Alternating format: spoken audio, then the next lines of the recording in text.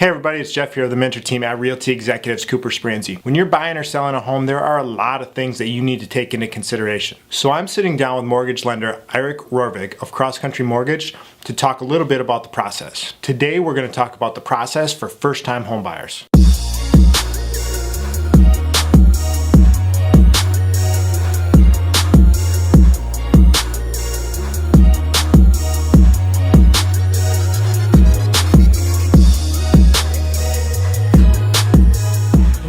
So what would you say, how often do you feel like you're working with a first-time home buyer? Yeah, 80% of people I talk to are first-time home buyers. Yeah, and I think we're in that same boat with just a ton of people being first-time home buyers that come through our doors. So what do you think the keys are, the differences are for working with a first-time home buyer versus somebody who's bought a number of houses before in terms of the lending side of things? Yep. So as a lender, when you deal with first-time home buyers, the seminal piece in all of it is the education piece, right? It's so confusing, like all of it, and there's so many parts to it that you would never know about unless you're in it. It's not something you can look up on YouTube and learn how to do, right? Why not? I mean, there's just so much in it. There's so much in it. It would take you 40 hours of study. Rocket mortgage.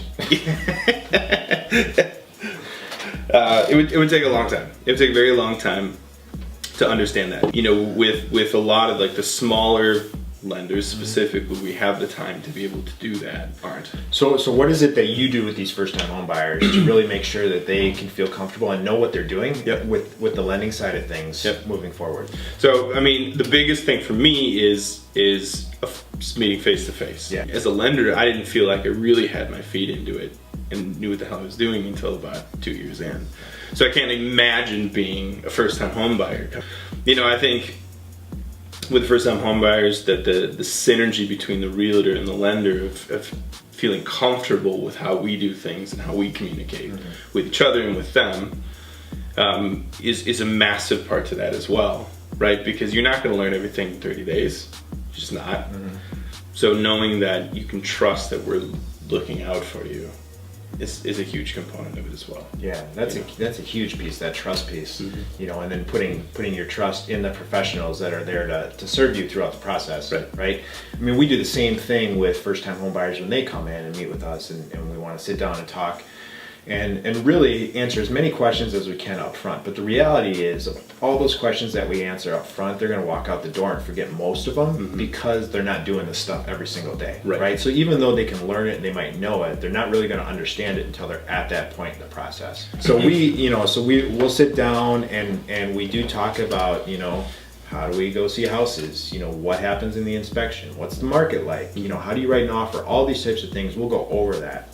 But really what we want to try and do is just keep cycling back, and as we're out showing houses, well, remember, this is one of the things we can talk about when you're ready to write an offer on a place. Remember, this is one of the things that you can put in as a contingency. So we'll keep going over that stuff throughout the process to make sure that they get that education side of things, instead of trying to just dump it all down at once, or just not give it to them at all and expect them to know it. So with your first-time home buyers, from a lending side of things, what do you think are the real key pieces that you want people to know after they leave that meeting with you? I want to have that conversation with them about budget.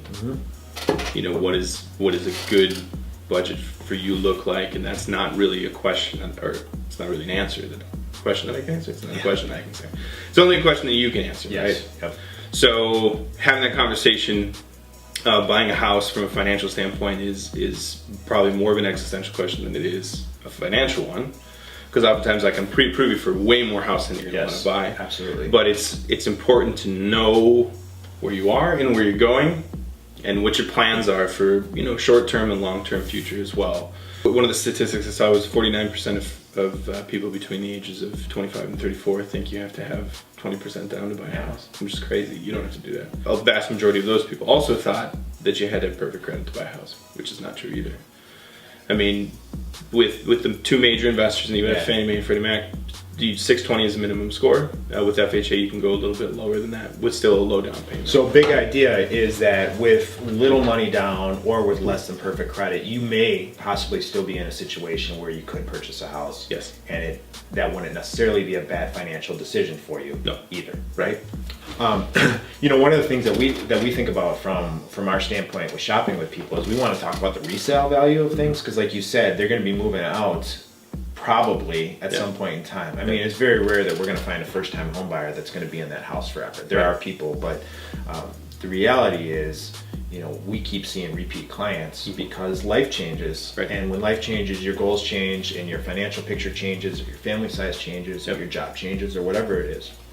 So, we always talk about that resale piece and making sure that even though our client might not mind the house that doesn't have a basement or doesn't have a garage or only has 2 bedrooms or backs to the train tracks or the gas station or whatever possible objection there might be, that they're thinking about those things, because when they call us to help them sell their home, we want to make sure that they're in a good position to win financially then as well. And buying something that's going to create a lot of buyer objections is going to set them up for failure down the road, or for a more challenging situation. So there's certainly that. And then to piggyback on that, people buy houses that are, don't have a finished basement or don't have a garage or something like that too.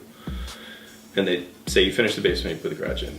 It's not a dollar for dollar in and out. Right. It's probably usually 50 cents on the dollar. And the other thing that makes me laugh sometimes is people say like, oh, I replaced the roof, I reshingled it, or I put a new furnace in, or things like that. And it's like, well, now you have a functioning house. I know. So we actually had one where somebody took the house off the market because they failed the septic inspection. Okay.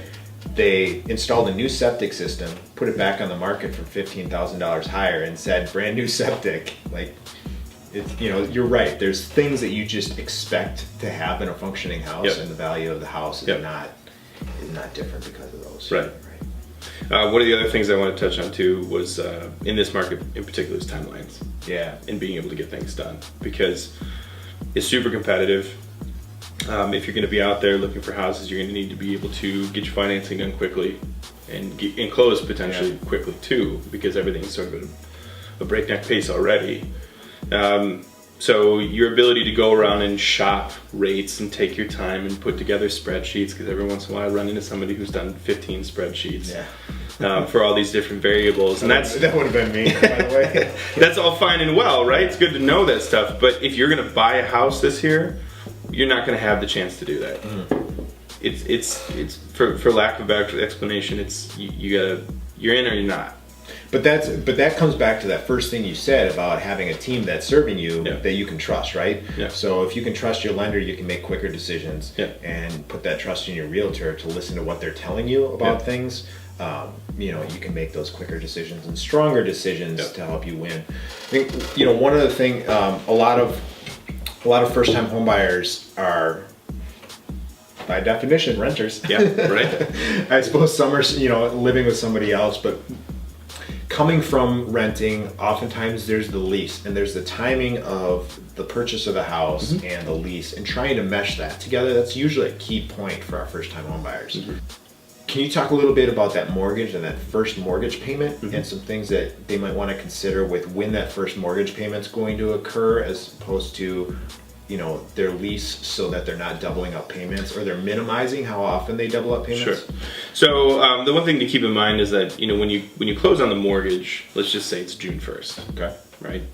If you close on June 1st, your first payment will be July 1st. But if you close on June 15th, your first payment will be in August. Right. So it's important to sort of plan ahead in that way too, and just ask your lender. I mean, we'll be able to give you some firm dates. All right. Once again, a lot of tips for first-time home buyers. I'm Jeff. This is Eirik. Thanks for checking us out. We'll talk soon.